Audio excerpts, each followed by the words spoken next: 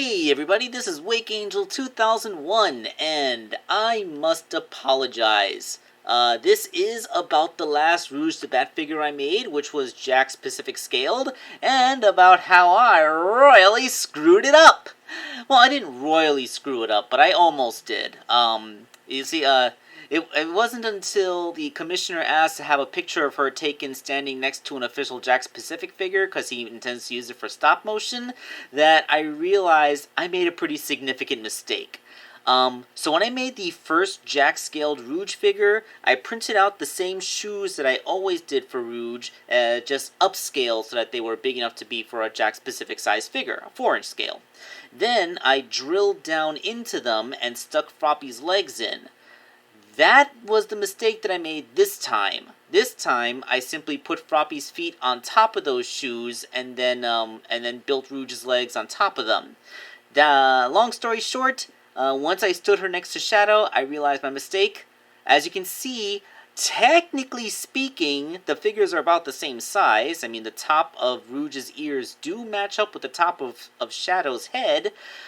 But if you look at their eye lines, Rouge is too tall, by nearly 1/4 of an inch by my measure.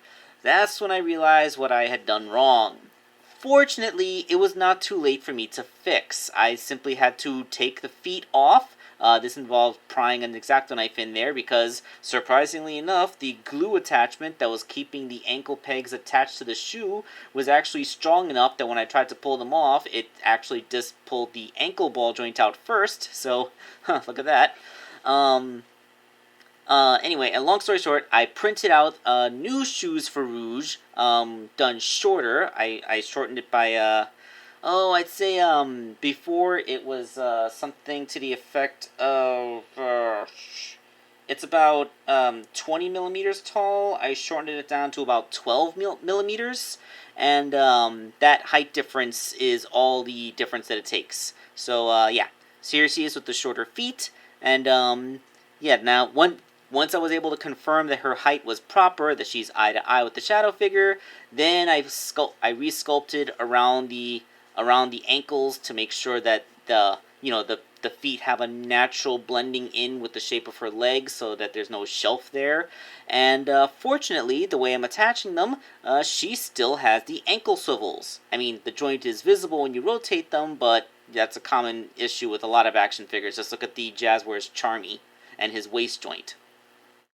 So yes, now the Rouge the Bat figure is the proper size. She can stand eye to eye with the rest of the Jack's Pacific figures, and I'm sorry for not paying attention and almost putting out a figure with such an egregious mistake.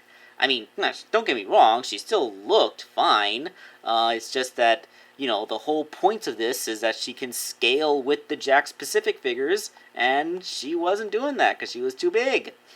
And she was too small to scale with the 5-inch Jazzwares figures, so, she would have matched anything. And that's a really sucky thing, to have an action figure that doesn't match anything. That's like with Tomi's Ultimate Classic Sonic figure, which, objectively speaking, is the best Sonic figure ever made, but there's nothing else in that series for him to go with. He's a Sonic figure all by himself. He has no Eggman, he has no Tails, there's no one to partner that figure with. That's what I'm trying to get at. So, yeah, thank you for watching this quick little follow-up video, and once again, I apologize for screwing up the first time. But I screwed it back down, so hopefully everything is fine. This is Wake Angel 2001 signing off.